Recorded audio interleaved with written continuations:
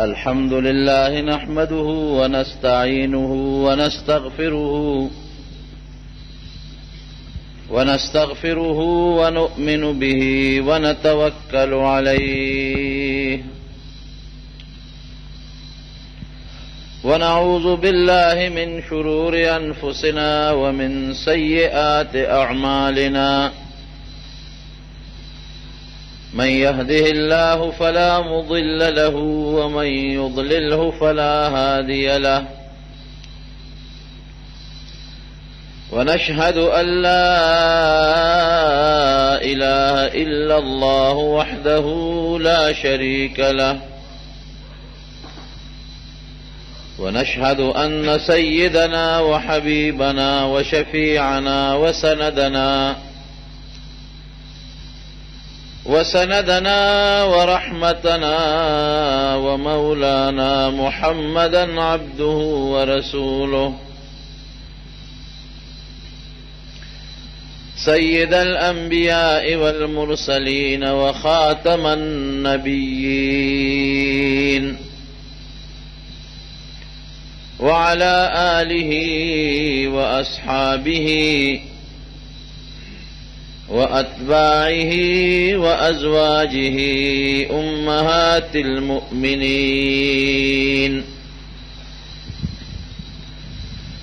أما بعد فأعوذ بالله من الشيطان الرجيم بسم الله الرحمن الرحيم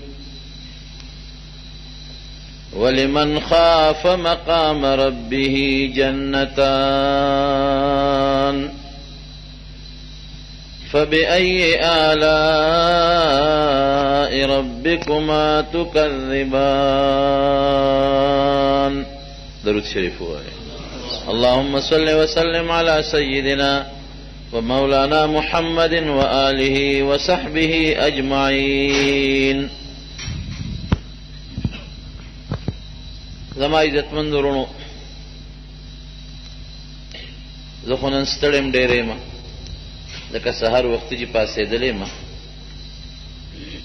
او زمونږ د محترم ورور مولانا مفتی امیر حسن صاحب په خواهش باندې ستاسو د علاقې ته راغلی یم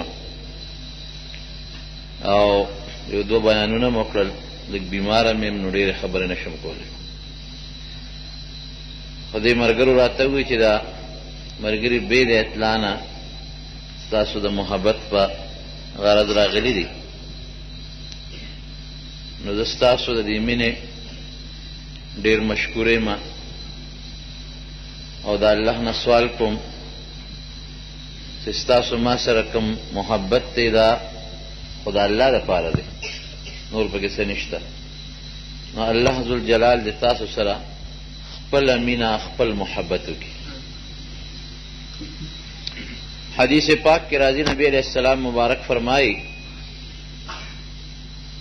کہ دا چا سره د الله دپاره مینه ای دی دې ورته ووایي چې زما تا سره د الله دپاره مینه ده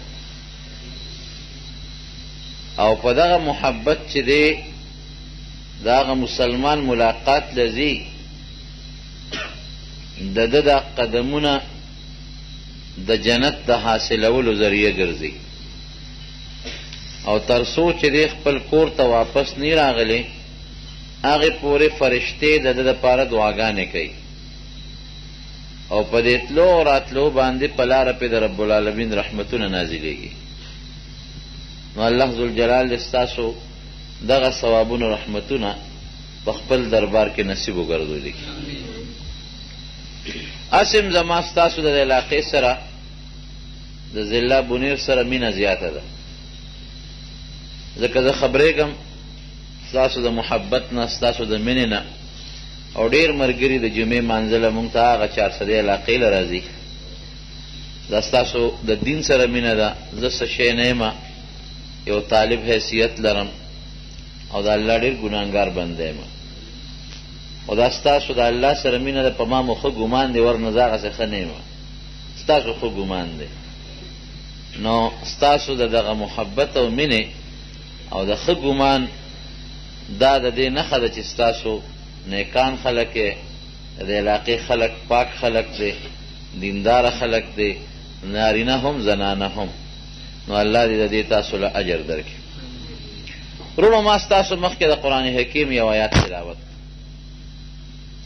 د دغې آیات په مناسبت ستاسو مخکې یو څو خبرې عرض کول غواړم. قرآن حکیم کې الله فرمایي چې د چا په زړه کې د الله یری دله به زه یو جنت نه برغ برغ جنتونه ورکوم. دا یو ډېره مزیداره نسخه مونږ ته الله ښولې ده د کامیابۍ. که یو انسان دا وایي چې زه به جنت څنګه وګټم او زه به الله څنګه راضي کم، زه به مسلمان څنګه مړ شم او زه به د الله په خوښه ژوند څنګه تیر کم، نو رب العالمین دا رکوټې غوندې پوټینۍ نسخه مونږ ته ښولې ده چې تاسو په خپل زړه کې د الله یره پیدا کړئ. یره دوه قسمه یرونو. یو هغه یری چې سړی د دشمن نه یریږي، یو هغه یری چې سړی د مار نه، د لړم نه، د ډاکو نه، د غل نه یریږي. دا یو قسم یره ده. دا یره د الله نه موږ نه کوو. دا د ظلم یری، د چا د ظلم نه یریږي چې دا مار په ما ظلم کوي، حمله را باندې کوي، دا لړم په ما ظلم کوي، حمله را باندې کوي، دا ډاکو او دا غل په ما ظلم کوي، حمله را باندې کوي، دا دشمن په ما ظلم کوي، حمله را باندې کوي. دا یو قسم یره شو. دا الله نه داسې یره موږ نه کوو ځکه الله په چا ظلم نه کوي، الله په چا زیاتې نه کوي. دا الله عمره د انصاف ذات بل نشته دی. دا الله چې څومره رحم دی، حدیث قدسی دی نبی علیہ السلام فرمایي د الله نه نقل کوي چې ان رحمتي سبقت غضبي، چې کله زما د رحم او د غصې موقع راشي نو زه رحم کوم او غصه نه کوم. په یو موقع کې صحابه کرام د نبی علیہ السلام مبارک سره تللی دي په یو سفر. په هغه سفر کې یو زنانه ور بلو، ځکه زنانه به عموما په سفر تللې ورسره. یو زنانه اور بلو په غېږ کې ماشوم نیولی و. نو کله چې به د هغه اور هغه لمبر اوچته شوه نو دې زنانه به دا ماشوم د هغه اور د لمبې نه یو غاړې ته او چې لمبه به کله د اور قلاره شوه نو بیا به هغه ماشوم غېږ کې نیولی و، د اور د هغه تو نه به هغه خپل بچی ساته. رسول الله مبارک یو حدیث ویلی و الله ارحم بعباده من الام بولدها، چې د مور په بچی څومره رحم دی کنه، د مور په بچی رحم شته، څومره مور په بچی دردیږي، نو د مور چې په بچی څومره رحم دی د الله په خپلو بندگانو د هغې نه زیات رحم دی. ټولو وایي الحمدلله. د مور نه په بچی چې څومره رحم د الله په خپلو بندگانو د هغې نه زیات رحم دی. دا حدیث یې ویلو. نو دا ښځه فوراً راله نبی علیہ السلام مبارک ته او د نبی علیہ السلام نه تپوس وکړه چې د الله رسوله تا خو داسې فرمایلی دي چې د الله په خپلو بندگانو رحم د مور نه په بچي چې څومره رحم دی د هغې نه زیات دی. وی او بالکل ما ویلی دي همدغسې. وی زه خو به د خپل بچی اور ته نه غورځوم، نه الله د خپل بندگان ولې اور ته غورځوي. عجیبه سوال دی که نه دی؟ زما رحم خو به د خپل بچی دی، زه خو یې اور ته نه غورځوم. نو چې د الله رحم د ما نه زیات دی نو الله ولې د خپل بندگان د جهنم اور ته غورځوي؟ د دواړو جهانو مبارک سردار د سترګو نه اوښکې وبهېدلې، په ژړا شو. وی الله اور ته عام بندگان نه غورځوي، هغه خلق اور ته غورځوي چې د الله په مقابله کې سرکشي شروع کړي، کبر او لویي پیدا کړي. الله وی داسې کوه دی وی نیک کوم، الله وی دا کار مه کوه دی وی خامخا به کوم. نو چې د الله په مقابله کې سرکشي شروع کړي هغه اور ته غورځوي، چې سرکشي نه شروع کړي نه غورځوي. او کله داسې موشي چې بچی د مور او پلار په مخ کې سرکشي شي نو اکثر پلار تماچه را واخلې بچی ولي. داسې ده که نه؟ هغه مور ورته خیرې کوي، د کور نه وشړي، بهر یې وباسي، ولې بچې سرکشه شو. نو د الله رحم زیات تیرونو ګورې چې بنده سرکشه شوي نی، د الله نافرمانی نه شروع کړي او دې د الله مقابله کې کبر لویی نه شروع کړي، نو چرې مورته نه غورځي. خو چې دې سرکشه شو، نافرمانه شو، کبر یې شروع کو، الله یو څه وایي دی بل څه کوي، الله وایي دا مه کوه، دی وایي خامخا به کوم. نو دا خو موږ لا بیا پې غصه راځي که نه راځي؟ الله له پې غصه ورځي، هغه مد بیا د جهنم اور ته غورځوي. دا الله ډېر لوی رحم دی، ډېر زیات رحم. زه چې کله احادیث ګورم که نه او د الله دا رحمتونه، لکه یو حدیث پاک کې راځي چې زما 100 رحمت دی، حدیث قدسی دی، د الله 100 رحمت دی. یو رحمت یې راکوز کړی دی او په دې ټول مخلوق یې تقسیم کړی دی. وی حدیث کې راځي چې دا مور په بچی باندې څومره رحم کوي، دا هغه رحمت دی. او تر دې حده پورې چې څاروي په خپل بچی رحم کوي. بچی چې کله خپه پې کېږي او هغه بچی چغې شروع کړي، هغه څاروي څومره ټوپونه جوړ کړي. یا چرګې د ماشومان بچي ویره دی، چرګې پوټې پوټې، او تا هغه بچو له ګوتې وړې، یا خو چرګه تښتي، خو چې بچي له ګوتې وړې در باندې حمله کوي. یا دا مچۍ چې دي د دې د ګبین کې بچي دي، که هغې له ګوتې وړې، هغه مچۍ در باندې څومره حمله کوي. دا د حیواناتو په اړه کې د خپلو بچو باندې رحم دی، رحم. نو دا د انسان رحم او د حیواناتو د دې غواو میخو او د هر څیز رحم، دا د الله غ یو رحمت دی چې په دې ټول مخلوق یې تقسیم کړی. یو کم 100 رحمتونه پاتې دي، هغه الله ساتلی دي. یرحم الله بها عباده یوم القیامه. د قیامت په ورځ به دغه یو کم 100 رحمتونو په وجه الله په خپلو بندګانو رحم کوي. یو دومره دی په ټول مخلوق، په انسان نه، په ټول حیواناتو تقسیم دی. یو کم 100 به څومره هغه د قیامت ورځې له ساتلی دي. نو د الله ذوالجلال ډېر زیات رحم دی رونو، ظلم نه کوي الله پاک. ان الله لا یظلم مثقال ذره. پوټې د ماشي د وزر یا د میږي د خپې عمره ظلم هم د الله تعالی نه کېږي او نه الله کوي. نو د الله یره به څنګه ظلم خو الله نه کوي. د دنیا د خلکو نه خو یریږي په دې خیال چې دی ظالم دی، الله خو ظلم نه کوي. د الله یره داسې ده چې د الله د ذات هغه عظمت به ستا پړه کې راشي، داسې یره. لکه بچی چې د پلار نه یریږي، نو پلار خو بچی ظلم نه کوي، د ده پړه کې د هغه پلار هغه عظمتي، او بابا مې دی ودرېږه د مخکې سګرټ نسکم، هلکه استاز مې دی د په مخکې نسوار ناچم سګرټ نسکم، هغه دی زما پیر صاحب راغی ورېږه د مخکې خو زه ټوپی په سر وم. نو دا اوس د هغه د ده په زړه کې د هغه پلار او د هغه مور او د استاد او د هغه پیر صاحب هغه یره پرته، خو دا هغه یره نه چې د پلار او مور او د استاد او د پیر صاحب پې ظلم کوي، د ده پړه کې هغه لویي پرته، داسې ده که نه؟ د هغه لویۍ د وجې نه پړه کې یره راشي. دارنګې زمونږ په زړه کې به د الله د ذات لویي راشي، عظمت به راشي، نو د هغې نه به زمونږ په زړه کې یو یره پیدا شي. دا د کامیابۍ نښه ده. حدیث پاک کې راځي نبی علیہ السلام مبارک فرمایي چې بني اسرائیلو کې یو سړی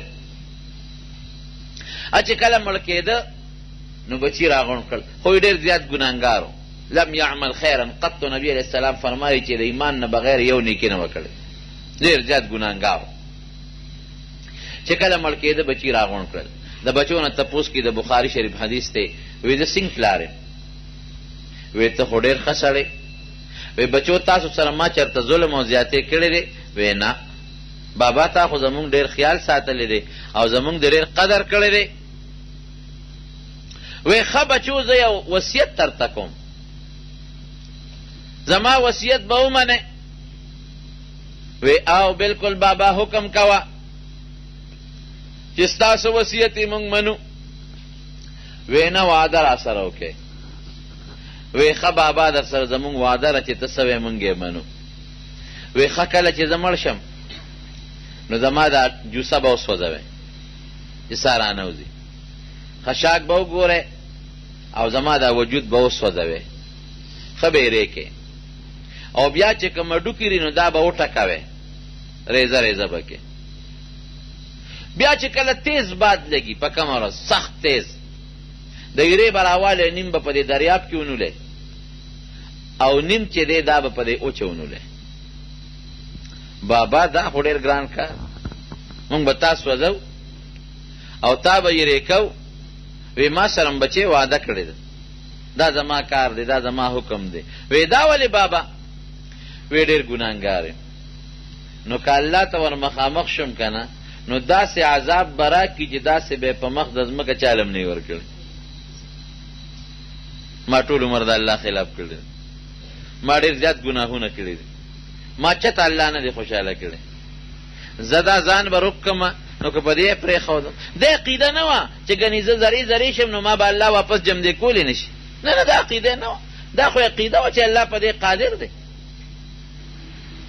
خو که بالفرض په دې مې معاف کړي چې دا ځان یې روک کړ، ځان یې ریک او ځان یې وشینده او په دې مې رب العالمین معاف کړي. د بچو نه یې وعدې واخېستې او دی مړ شو. چې مړ شو نه بچو ورسره همغسې وکړله، وجود یې ولا وسوځو. د سوځولو نه پس یې هغه هډوکي ولا وټکول او چې کله ښه تیزه هوا ولګېدله نو هغه ایرې یې راواخېستې، سې په دریاب کې ونیستې او سې په اوچه ونیستلې. رونو د الله نه څه شی پټېدی شي؟ جواب راکې لغونه نه شي پټېدی. قرآن حکیم کې الله فرمایي که نه چې کمې دانې دا زمیندار په دا ځمکه کې ونولي، موټې کې غنم راوالي په ځمکې ونولي، یا د شړشم دانې یا د جوار دانې، د زمیندار ته بیا معلومې نه اګر چې د ده لاسه پروتې وي، لیکن الله ته هغه یو دانه معلومه ده چې دا په دې ځمکه کې کوم ځای پرته ده. څومره پاڼې چې ستا په دې باغونو کې او په دې پټو کې او په دې غرونو کې د دې اونې نه پرېوځي، نو څومره پاڼې چې نیسي او څومره غورځېږي. قرآن کې الله فرمایي دا ټولې پاڼې الله ته معلومې دي چې نن دونه پاڼې پرېوتې او دومره یې ونیولې. دا الله نه کوم ځای شی غیبېږي. نو هغه چې څنګه الله ځان ته را مخامخ که هغه ایرو ته حکم وکړه راجمع شي، راجمع شو، واپس یې ترې جوړ کړه. چې دی ته واپس جوړ کړه نو الله یې تپوس وکړه بنده دا جرم دی ولې کړی؟ د غلطۍ د پاسه غلطي دی وکړه. یو خدا چې ټول عمر ګناهونه دې کړي زه دې نه یم خوشحاله کړی او بیا دې ځان سوځه او وصیت ته وکړه، ما نه یې ځان پټاو. دا د جرم د پاسه جرم، د غلطۍ د پاسه غلطي، دا دې ولې کړې ده؟ دا الله تپوس په قیامت کې دا ګوره ډېر سخت دی، ډېر سخت دی. دا چې مونږ وایو د الله یره پړه کې راوستل دي، د الله تپوس د حضرت عیسی علیه السلام نه چې کله الله تپوس وکړي انت قلت تا دې خلکو ته للناس چې څنګه اتخذوني و امي الهین، دا تا ویلي دي چې زما د مور عبادت کوي. الله ته پته ده چې دې نه دي ویلې، خو د عیسایانو باندې یو حجت قایم دی، تا ویلي دي. نبی موسی علیه السلام به ووایي چې الله ما خو نه دي ویلي، ما قلت لهم الا ما امرتني به، ما تا چې څه ویل ما هغه ویلي، ما سوال نه پیدا کړي چې زه به دا خبره وکړم. نو وایي چې د عیسی علیه السلام پیغمبر نه الله دا تپوس وکړي نو وی دونه هیبت په پې راشي چې د هر ویښته نه به د خولې په ځای وینه راوځي. د پیغمبر دا حال دی، زما او ستا به څه حال دی؟ موږ نه به تپوس نه کوي د قیامت پر ورځ. عمر مې درکړه څه کېدې تېر کړه، پویه مې درکړه چې مونځ فرض دی، زکات فرض دی، روژه فرض ده، تا په عمل کړی دی که نه؟ ځواني مې درکړه په څه کېدې تېره کړه. دا تپوسونه به الله د قیامت پر ورځ کوي او ډېره ګرانه خبره ده. قسم دی د قیامت ورځ دا ډېره سخته ورځ ده. هر انسان به په خپلو خولو کې ډوبي. د دنیا خولې جدا دي، هغه چې اوبه وبېږي نو اوبه سطح هواره ساتي. د آخرت خوله چې د چا نه بېږي هغه پورې به لکه د کمیس نښتي، لکه د تارکول او د تیلو په شان به یې وجود پورې نښتي. د چا نه چې څومره خوله بېږي هغه مره پکې ډوبي، څوک د نامه پورې، څوک د کونډو پورې، څوک د سینې پورې، څوک د خولې پورې، څوک د غوږونو پورې. پیغمبران به په تکلیف کې، پیغمبران د الله مقرب بندگان د امت ته وجه نه، ذاتي تکلیف باغی ته نه، د امت ته وجه نه، د امت دپاره به سوالونه کوي. نو زما رونو د الله تپوس په دغه ورځ دا ډېر سخت تپوس دی او ډېر د هیبت تپوس دی د قیامت په دا میدان کې، د قیامت په دغه موقع کې. نو دې سړي نه چې الله تپوس وکړي چې دا جرم دی ولې کوم، دا ځان وصیت دی ولې کوم چې ځان دې سوځو، دی به یو ټکي ووایي وی من خشیتک یا رب وانت تعلم، یا الله ستا د یارې نه مې داسې کړي، تا نه یارېدم او تا ته پته ده دروغ نه وی، تا نه یارېدم، ګناه مې ټول عمر کړې ده او نیکي مې نه ده کړې، ما وی راشه بس ځان به روکمه که په دې دې پرېښودم، ستا د یارې نه والله ته پې خبردارې. وی الله وفرمایي، نبي علیه السلام فرمایي چې بلکل زما په زړه کې دې زما یره راغله او دا کار دې کړی دی، یو نیکي دې نه ده کړې خو چې زما یره دې په زړه کې ځنکدن وخت کې راغلې ده، زما معاف کړه جنت ته ده. دا بهترینه نسخه ده. هارون الرشید یو بادشاه تیر شوی دی، ډېر نیک سړی و.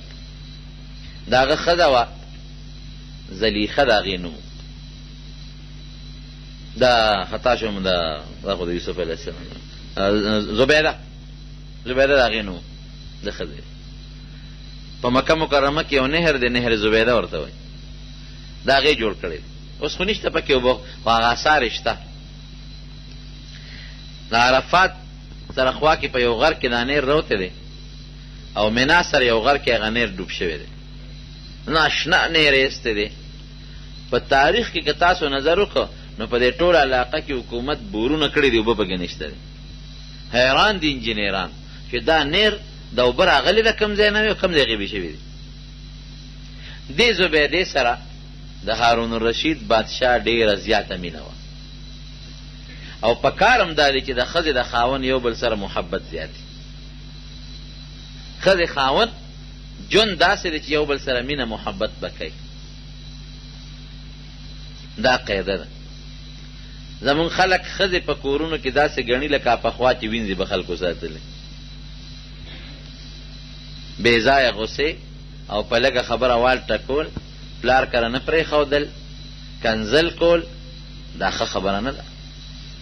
نبی علیه السلام فرمایي وی دا ښځې ستاسو په لاس کې ستاسو قیدیانې دي، دې سره به ښه سلوک کوئ. د پلار کور یې پرېښی دی، د مور کور یې پرېښی دی، ستا او ستا د بچو خدمت کوي. دا به په کور کې دننه خدمت کوي، ته به بار خدمت کوي. او ښځو عقل خو د سړو په نسبت کم دی، ناقصات العقل دي. رسول الله مبارک فرمایي وی دا د پختې نه جوړې دي او یې پختې بره پختې نه، دا بره پختې ني ګس طرف ته د دې بره پختې نه جوړې دي او په پختې کې وی کږه پختې هم دا بره پختې ده، پختې نه جوړې دي. نو دا به خامخا کار کوږ موږ کوي. نو که ته وایې چې دا خو زه نیغوم، نو پختې چې نیغې خو ماتی به نو. دا نبي علیه السلام فرمایي پختې چې نیغې څه به کوې ورسره ماتی. نو ښځه که نیغې نو کثرتها طلاقها، نبي علیه السلام فرمایي بیا پرېږدی به نو دې سره به ګزاره کوې. کار به ته اخلې خو سره د کوږوالي نه، ګډې پی به یې خامخا پچه نیمه پکې به یې ګزاره به ورسره کوې. دا د رسول الله مبارک وینا ده ښه چې ګزاره به ورسره کوې زنانو سره. نو د زبیدې سره د هارون الرشید ډېره زیاته مینه او ډېر محبت و. ده چې به کله فیصلې کولې د پرده شاته به پرده ویځنده وه او د پردې شاته به دا ښځه کېنولې وه. وی چې زه کله فیصله کې خطا شم او یا چپ شمه نو زبیدې ته به زما په دې شا لاس کېدی، نو چې زما ملا سره ستا دا لاس ولګېږي نو ما زه به صحیح فیصله کوم. دومره مینه وه. نو یو ځل د شپې دواړه یو بل سره په ګپ شپ دي خبرې اترې کوي.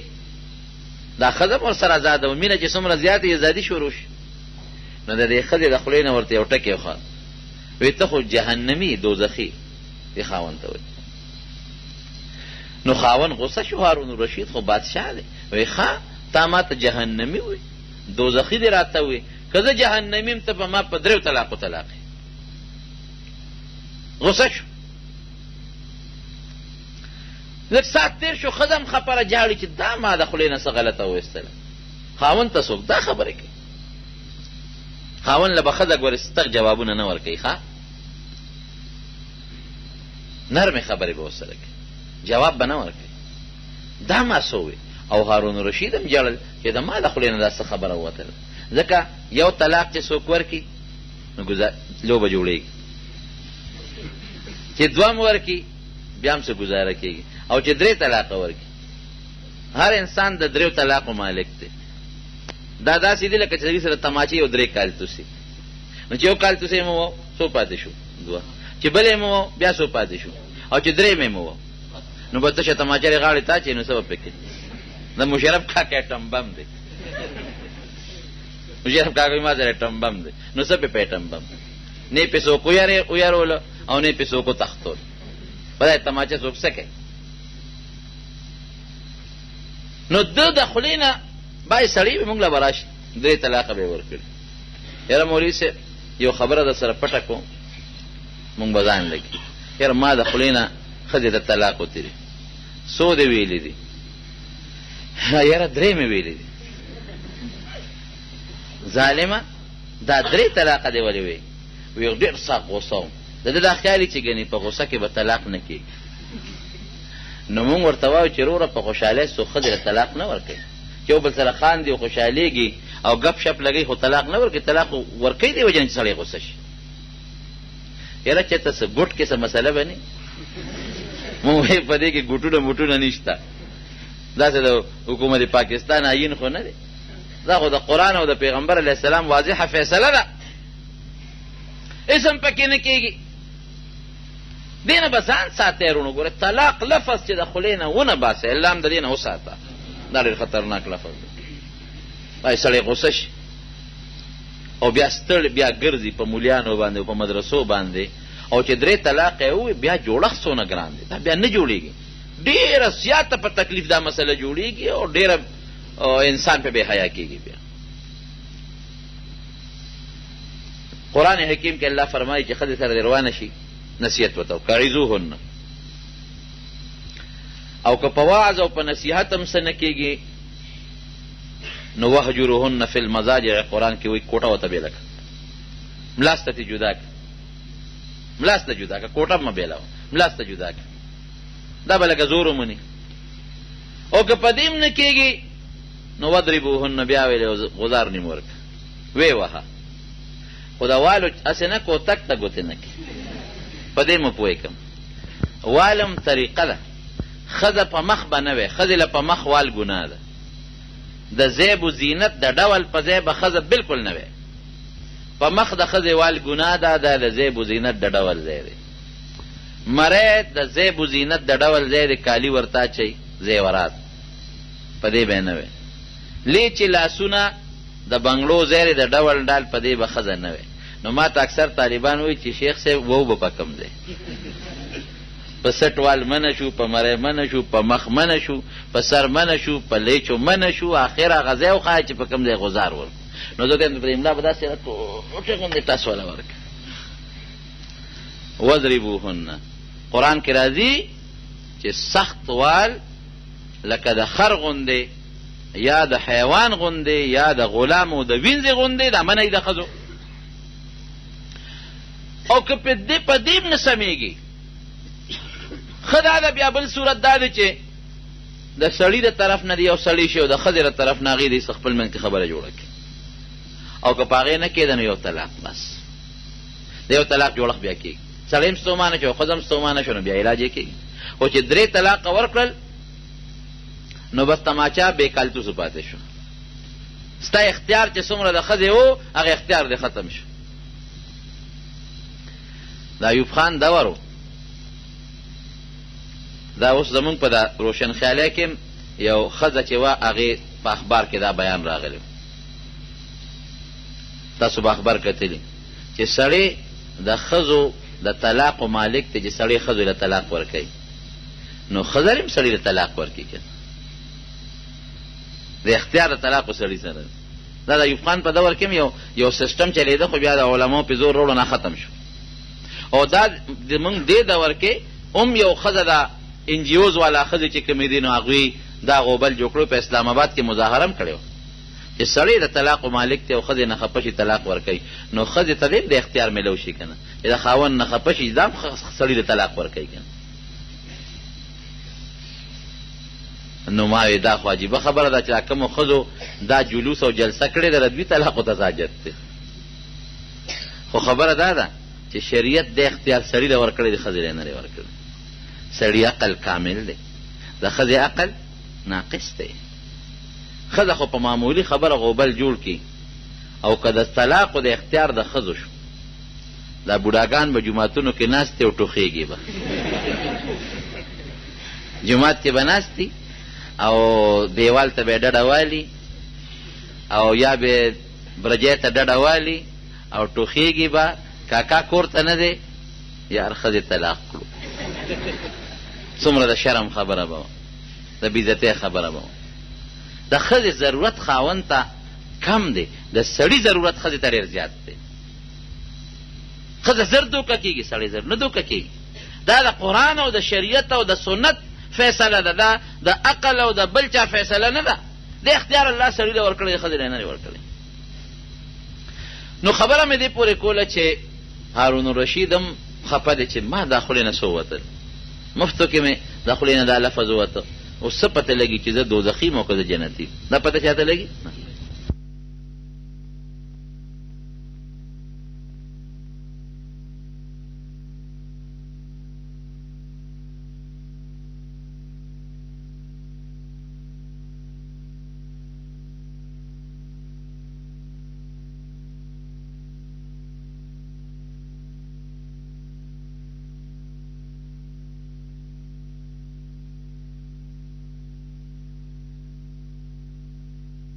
دوزخي. ما وی که زه دوزخي یم ته به ما په درېو طلاقو طلاق. اوس به څه کوو؟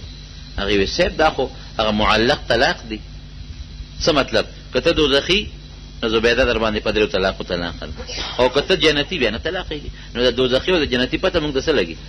خو الله ته پته دی. یو ته نه پوس کوه، بل نه کوه، بل نه کوه، چا سره مسلې حل نشته. مفتیان پریشان، علما پریشان، شیوخ پریشان. امام شافعي صاحب رحمت الله علیه دغه وخت کې لا طالب دی، لکه داسې ماشومان طالبان، د 14 کالو عمر دی چې دا مونږ چنې ورته وایو. دی په لاره روان دی، کتاب یې ترخ کې دی. خلک یو بل سره باس کې دی، ورنږدې شو څه چل دی؟ یاره وی هارون رشید یو مسله پېښه ده. وی څه مسله؟ وی دغسې. وی جواب یې ما سره شته. هلکه رښتیا وایه؟ وی نه ټیک دی، ما سره جواب شته. هارون رشید ته چاله چې پلانکي جومات کې یا پلانکي کلي کې یو سړی دی، محمد ابن ادریس ته د نوم، محمد ابن ادریس شافعي. هغه سره ستا د مسلې جواب راوست. تخت شاهي لګېدلی دی، لوی علما او مفتیان ناست دي.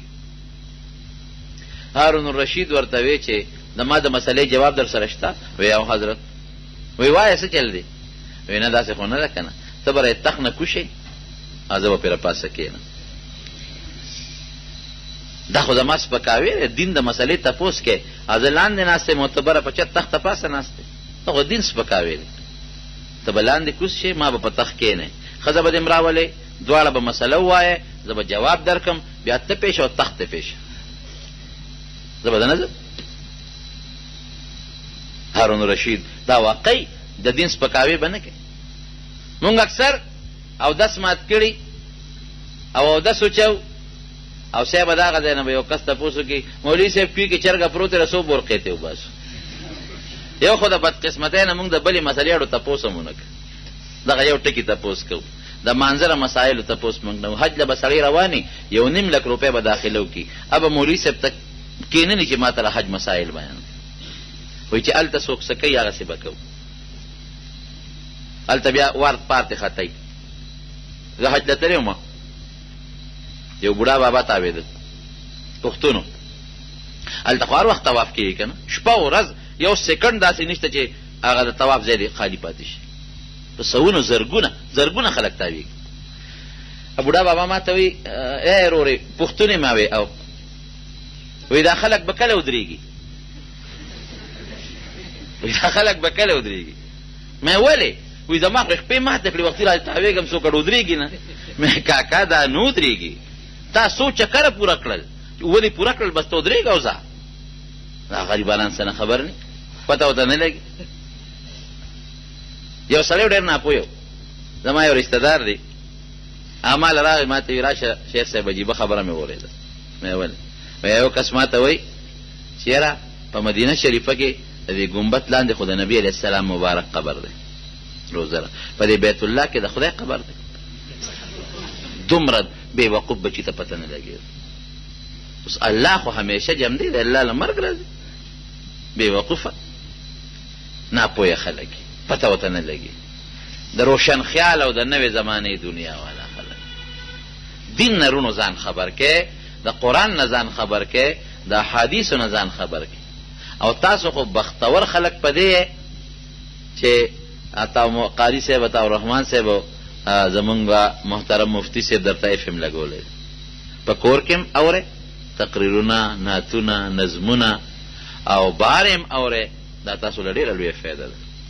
دا ستاسو باندې حجت دی د قیامت پر ورځ به الله درنه تپوس کوي. ګورې مفتی صاحب سم رانیولې الله به درنه تپوس کوي چې ما خو کور ته درته د ملا وزر رسولو تا اورېدلی دی، ریډیو در سره پروت و نه دی دی اورېدلی. ولې دی نه دی اورېدلی؟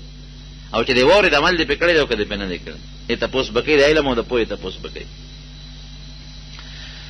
نو د عالم نه چې تپوس کوی دا درته خبره وکړم نو داسې په لاره کوڅه کې تپوس مه کوئ چې دې جومات کې کښېنې ورسره کښېنه او تپوس سره مسلې وکړه. یا یو بیټک کې کښېنې یا کور کې کښېنې یا مدرسې ته راشه، مدرسه کې مفتی ناستي، ښه په مینه په محبت د هغه نه تپوس وکړه. دین د مسلې ته به عزت کې سپکاوي به نه کوې. نو هارون رشید ته هغه وایي چې ته تخت نه کوزېږه، زه به کښېنم او مسلې تپوس به وکړې، بیا ته پیشه تخت دې پیشه. هغه هم زر کوش وي ډېره ښه. د دې زمانې د مشرف کاکا په شانتې نه و چې وردي نه کوزوم. وردي خو زما چمړه ده چمړه، سرمن ده سرمن. نو مې سرمن خو ښکل غواړي نو هغه فوراً کوش ډېره ښه. دې بره تخت ته وخت رکوټه یې لږ د چڼې ده د 14 کاله. لوی علما ناست دي. وی ښځه دې راوله ولې مسلې تپوس کومه چې هسې نه ستا یو شان بیانې د ښځې بل شان په پرده کې راله ودرېده. وایه څه دی؟ وی دی ما ته وایي چې دوزخي. ما ورته وی که زه دوزخي یم ته به ما په 3 طلاقو طلاق. ښځې نه تپوس وکړه داسې خبره ده؟ وی او جسم دقسې خبره ده. نو هارون الرشید نه امام شافعي صاحب تپوس وکړو. ورته وی بادشاه سلامت یو تپوس ته نه کوم. وی تا چاته د الله د یارې نه جړا کړې ده چې د الله یره در باندې راله او تا جړلې دي؟ یاره وی دال خو زه نه ویم، خو چې تا تپوس وکړو نو درته ویم زه هره شپه الله ته جاړم. اخره شپه کې چې پاسم نو الله ته جاړم چې یا الله لوی رعیت تې را په غاړه کړی، چاته به مې خپل حق ورکړي چاته به مې نه ورکړي. او تو مانه د قیامت پر ورځ تپوس کې الله زه به تعالی څه جواب در کوم؟ بلکل د الله د یارې نه زه هره شپه جاړم. وی ښځه نه طلاقه زه بوځه. هغه ځای نه پې علما روزان دي. مولانا صاحب دا مسله د کوم ځای نه دې راوایسته؟ هغه خو وی چې که زه دوزخي یم نو ښځه په ما طلاقه ده. او تا دې تپوس وکړه الله د یارې جاړې او نه جاړې؟ هغه وی جاړم. او ښځه نه طلاقه کوم ځای نه دې راوایسته؟ ویره دې آیت نه ولمن خاف مقام ربه جنتان. د چا په زړه کې چې د الله یری دوزخي نه دی جنتي دی. الله لہذا دې الله ته جاړي هره شپه پړه کې د الله یره پرته ده. نو چې د الله یره پرته ده خو دوزخي نه شو جنتي شو که نه؟ ده خو یې ښځه به هله طلاق چې زه دوزخي یم، دی خو جنتي دی الله د یرې نه جاړي. درونو د کامیابۍ نښه او نسخه څه شی شو؟ په زړه کې د الله یره راوستل. حضرت عمر فاروق رضی الله عنه ګوره جناب 2 څیزونه به راولي، یوازې یرم نه تمه او مینه به م الله ته لرې. څو څیزونه شو؟ 2. یو یره هر وخت به یره کوي چې الله تعالی در روان یم، د قبر یو خطرناک ژوند را روان ده، د ځنکدن یو سخته را روانه ده، د محشر د ورځې یو خطرناکه ورځ را روانه ده. ته به راسره څه کوې؟ ما خو ډېرې علتې غلطې کړې دي. قسم دې ما ته خو چې دا خپل ژوند تېرېدو والا ژوند را یادېږي خوب نه راځي. او د قیامت دا ورځ او قبر چې را یاد شي الله اکبر. خدای قبر ته لاړ شو یوازې پکې پراته یو، توره تیاره ده، دا به مونږ څه کوو؟ دنیا ژوند خو مونږ بس تېر کړو. حضرت عثمان رضی الله عنه چې به راغی قبر ته به کېناست جړل به دومره به یې وجړل چې په دې ږیره به دا اوښ کې را به دی، دا اوښ کو به دا ږیره لمده شو. چا یې تپوس وکړو د جنت او د دوزخ ذکر کېږي او جاړې نه، او چې قبر ته راشي جاړې، حالانکې د جنت زیری ورته نبي علیه السلام ورکړی، مبشر بالجنت دی. دا د نبی علیه السلام الفاظ دي. ابو بکر فی الجنه، عمر فی الجنه، عثمان فی الجنه، علی فی الجنه. دا لسو صحابه یو مجلس کې نومونه اخیستي دي. او د حضرت عثمان سره خو یې دومره مینه وه، یو لور یې ورته په نکاح ورکړه چې هغه وفات شوه، بله لور یې ورته په نکاح ورکړه چې هغه وفات شوه. ویره ارمان که مې درېیمه لور وې ابه مې عثمان له ورکړې وه. او یو ځای کې نبی کریم صلی الله علیه وسلم ناستو، نو داسې بې اختیاره ناستو، دا کونډی مبارکې ښکارېدې. حضرت ابوبکر صدیق راغی همغسې ناستو، حضرت عمر فاروق راغی همغسې ناستو، حضرت عثمان رضی الله عنه چې راغی زر سم کېناست او هغه څادر یې په دې خپلو خپو باندې خور کړ. نو عمر فاروق رضی الله عنه زړور و که نه، هغه ورته ویل صاحب ابوبکر راغی او تاسو همغسې ناست وئ، زه راغلم همغسې ناست وئ، او چې عثمان راغی نو زر کېناستې سم ډډه مو ختمه کړه او دا کونډۍ مو ښکاره وې هغه مو پټې کړې. دا ولې؟ نبی علیه السلام مبارک وفرمایل وی ای عمره زه د هغه چا نه حیا ولې ونه کړم چې د الله فرشتې د چا نه حیا کوي. دومره د الله خوښ. او چې قبر ته به ناست و ژړل به، نو تپوس ته وشو دا ولې جاړئ؟ وی قبر د اخرت د پوړو لومبی پوړی ده. که دا دې ښه شوه وروستو به الله ردې نه مخه کي، او که دا دې خرابه شوه وروستو دې سختې مرحلې را روانې وي. او وی ګوره محشر کې او په دوزخ کې به د سره نور خلک هم پراتی، او قبر کې سړی یوازې پروت وي. توره تیاره، نه لاس خوځولی شي نه خپه خوځولی شي، چینجي ماران لړمانان او د هغه فرشتو هغه ګروزونه او درزار پکې په خپل ځای دی. الله دې راله امان راکړي زمارو دره ستاسو. نو خبره مې دا کوله چې عمر دوه څیزونه به یو یره په زړه کې او یو تمه امید د الله د بخنې. مونږ الله مسلمانان پیدا کړ ټول وایي الحمدلله، او په مسلمان ملک کې پیدا کړي او د مسلمان مور او پلار نه پیدا کړي، او په جبه یې راله خشته ښکلې کلمه شروع کړې ده، او چې سر لګو هغې ذات ته یې لګو چې د کوم ذات ته دې سر خالق او مالک دی. داسې ده که نه ده؟ د الله نوم اخلو، د الله د حبیب د پیغمبر علیه السلام نوم په مینه په محبت اخلو. نو دا د الله مونږ سره مینه ده. ګورئ دا راته رښتیا وایم د الله مونږ سره مینه ده. یعنې مونږ به په هندوستان کې پیدا کړو، په جاپان کې به پیدا کړو، هلته به بوتانو ته سجدې کولې، ګوتم بدھ ته به هم سجدې کولې. روس کې که پیدا و خدای به هم نه منه، امریکا کې که پیدا و شکلونه به هم ښایسته و، مال دولت به ډېر و، خو کافران مشرکان به و. دا د الله فضل دی. ګوره د مسلمان مور پلار نه مسلمان وطن کې الله پیدا کړو، خو دا د الله مونږ سره مینه ده. کنټرول وایي الحمدلله. نو زمارونو دوه څیزونه شو، یو یره او دویم څه شي؟ تمه د الله د مینې، د الله د بخنې تمه. دا دوه به ساتئ. راشه اوس حضرت عمر فاروق څه وایي رضی الله عنه، وایي که د قیامت پر ورځ الله تعالی اعلان وکړي چې ټول خلک د دوزخ ته لاړ شي، صرف یو کس به جنت ته ځي، کس بالفرض فرضي خبره کوم، که ده اعلان وکړي چې څومره مخلوق دی ټول د دوزخ ته لاړ شي او یو کس د جنت ته لاړ شي، وی عمره ابه زه ځان یادوم چې دا به ځیم، ځکه وی دونه مې د الله نه تمه شته چې راله الله ایمان راکړه، د پیغمبر علیه السلام ملګری م کړم، نو جنت ته به میلیږي. خو که دا اعلان الله وکړي چې ټوله دنیا د جنت ته ځي، یو کس به دوزخ ته ځي، دا ټول دې لاړ شي بالفرض، دا اعلان وشي ټول چې څومره ټول جنت ته، یو به دوزخ ته ځي. عمر فاروق وایي دا به هم ځیم. ولې؟ یارېږم هسې نه خاتمه مې خرابه نه شي، جهنم ته مې وغورځوي چې اوس وغورځي الله نه څوک تپوس کولی شي چې ولې دې وغورځو. زما رونو دا دوه څیزونه په زړه کې ساتئ، یو د الله د رحمت تمه، د الله د بخنې امید رجا ورته وایي، او یو خوف د الله نه یره هسې نه رو مې نه نیسي، غرق نشم او تباه نشم. دا د کامیابۍ لارې دي. دا دواړه څیزونه الله یې زموږ دا دواړه نصیب وګرځولي. نو حضرت عمر فاروق رضی الله عنه یو ځل یو باغ ته لاړ. چې باغ ته لاړو نو باغ کې یو مرغۍ ناسته وه په یو بوټي باندې. نو دی وی افسوس او ارمان دا مرغۍ هم زما نښه ده. نو چا ورته وی د مرغۍ امید ساتې، مرغۍ څه شی دی؟ ته خو د نبی علیه السلام خلیفه امیر المؤمنین.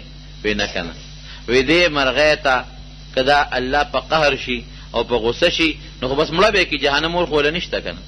او که عمر ته الله په غوسه شو جهنم ته وغورځو نو تباه برباد دی. دا به د صحابو په زړونو کې څومره مبارک استی دي، څومره مقرب خلق دی، څومره الله ته نږدې خلق دی، د هغې په زړونو کې دومره یره پرته وه. او موږ څه یو؟ موږ له پکار دي که چې زموږ په زړونو کې د الله یره پیدا شي. او ما راته وایي داسې یره نه لکه سړی چې د دشمن او مار لړم نه یریږي، د الله د لویۍ او د الله د عظمت یره چې دا یره د انسان په زړه کې پیدا شوه. ولمن خاف مقام ربه وای جنتان. نو چې کم سړي په زړه کې دا یره پیدا شوه چې د قیامت پر ورځ به زه لوی ذات د الله ته ودرېږم او ما نه به تپوس کوي، نو الله ذوالجلال فرمایي چې دله یو جنت نه برغ برغ باغونه جنتونه ورکوم. دا د کامیابۍ یو نښه شوه او د کامیابۍ یو نشان شو. هلکې به انشاءالله دا خوف ساتئ که نه به ساتئ؟ دا یره چې په زړه کې راشي بیا سړی نیغ دوک رواني ګورئ. ځکه بل آیات کې الله فرمایي واما من خاف مقام ربه ونهى النفس عن الهوى فإن الجنة هي المأوى. د چا په زړه کې چې د الله یره راله او خپل نفس د خواهشاتو نه وساته، چې خپل نفس د خواهشاتو نه وساتي، نو علماوی دا دویم ټکی ولې راوړه، وایي چې یره راشي لازمن به دې د خواهشاتو نه بیا ځان ساتي. دا چې کم سړي په زړه کې یره نی نو دې خواهشاتو پسې منډیلی وایي، یره نشته. پخوا به زمونږ په دې دغه کې د وطن کې مونږ به غوبل کو د دې غنمو د ترېشلو زمانې نه مخکې، نو یو قسم غوبل به هغې ته به خلکو د پرانستو غویانو غوبل وي. د کشرانو ته به یاد نه وي، د مشرانو ته به یاد وي. ستاسو وطن کې نیم خبر خو مونږ ته به داسې وه. او به داسې وه چې دا ګېډۍ د غنمو به یې راوړې، به یې میدان کې به یې خورې کړې او غویان به یې راوستل، به یې پرې ور پرېښودل. نو ګیر چاپېره به ورته خلک ولاړ ډنګونه به ورسره وو. نو غویان به په دې ګېډو د پاسه ختل، په دې خپو باندې به غنم میده کول، او چې کوم غوی به بار وته نو هلته خو به خلک ورته ولاړ ډانګ به ورسره، نو هغوی به بار نه شو تللی، واپس به په دې ګېډو د پاسه راته. په زړه کې به د هغوی یره پرته وه چې که بار وځم خو دغه کاکا راله غوزار رابرئ، که په دغه راوځم هلته راله غوزار رابرئ. نو به په ګېډو تاوېدل، به یې په خپو باندې میده کول. او چې چېرته به یو سړی غافل شو او کوتک به ورسره یا غافل به شو، هغوی به منډه کړې بار به وت. نو دا د انسان مثالم دی.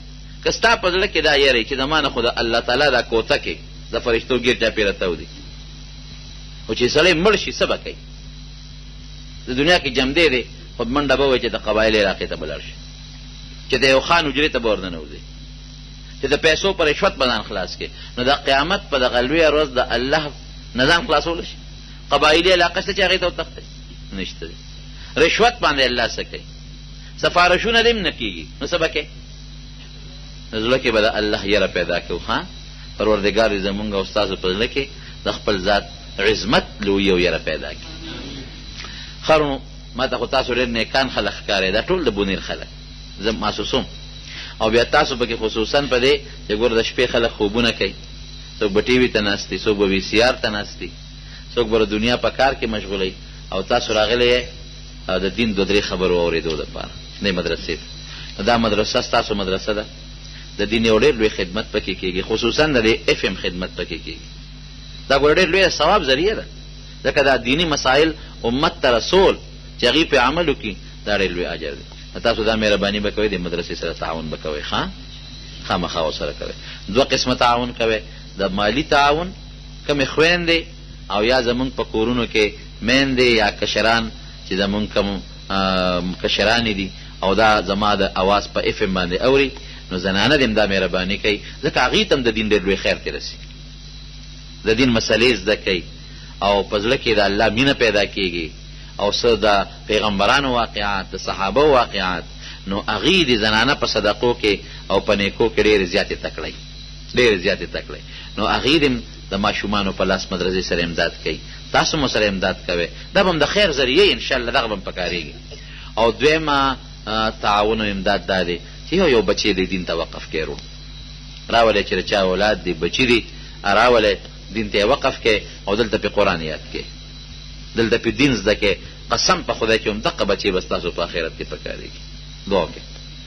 الهی العالمین دا مدرسه کامیاب زه ستړی یم او جوړم نه یم نو دا لږې خبرې مې وکړې دعا وکړې چې دا مدرسه الله کامیابه کړي یا الله د دې مدرسې استادانو له ترقي ورکړي د دې مدرسې ماشومان دا دې بچو له الله برکتونه او ترقي وله ورکړي رب العالمین دې مدرسې سره چې څوک امداد کوي د مال یا د بدن هغوی له د دواړو جهانو خیر او خوشحالی ورکړي څوک چې د اف ام د دوی خدمت کوي او دا مینه کوي او دا مشقتونه ورته برداشت کوي الله چې څومره اجرونه تا د هغې وعده کړې ده ستا پیغمبر علیه السلام د هغې وعده کړې ده هغه ثوابونه دي پوره رسول کړي څومره خویندې میندې چې زموږ د اواز اوري او موږ سره مینه لري دین سره مینه لري الله د هغې په سرونو باندې د حیا او د پردې څادر واچوي الله زموږ د زنانو حیا نصیبه کړي الله د رسوایۍ نه وساتي دا دعا کوي زموږ د ملک ته پاکستان ته چې الله پکې د قرآن و سنت نظام راولي او الله زموږ د دې وطن نه دا فسادونه ختم کړي او چې څومره د عریانیت او د بربنډتوب دا سیلاب را روان دی الله یې زموږ د وطن نه دا لرې کړي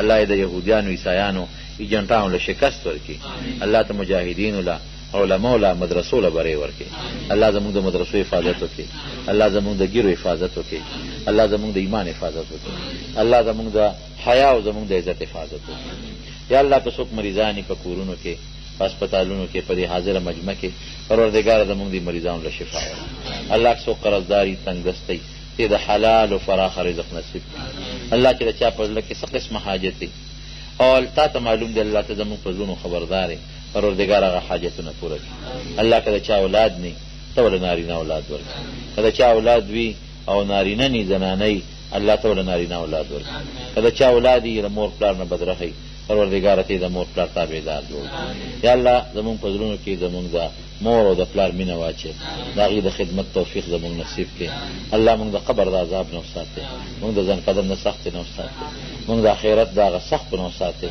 الله ته زموږ نه راضي شي ته به موږ د خپلو رحمتونو باران نازل کړي دې مدرسې ته د خپل فضل غیبي امدادونه را روان کړي دا مدرسه الله ډېره کامیابه کړي د دې مدرسې محتمم صاحب استادان او چې څومره دې معاونین دي انتظامي ملګري دي او څوک ورسره امداد کوي الله ته ورسره مینه وکړي او نورې چې څومره مدرسې دي پروردګاره ټولې مدرسې کامیابې کړي ما ته هم دعا کوي زه لږ بیمار یم تاسو یقین وساتئ 2 کاله وشو زه تقریرونه له نه ځم د جمعې تقریر کله وکړم یعنې عامو تقریرونه نه ځم خو ستاسو سره مې مینه ده او ستاسو مینه محسوسوم ځکه راغلی نو ما ته هم دعا کوي چې الله راله شفا راکړي او زمونږ او ستاسو له ټولو نه رب العالمین د دین خدمت واغېستی دی اصل د دین خدمت دی ربنا ظلمنا انفسنا وان لم تغفر لنا وترحمنا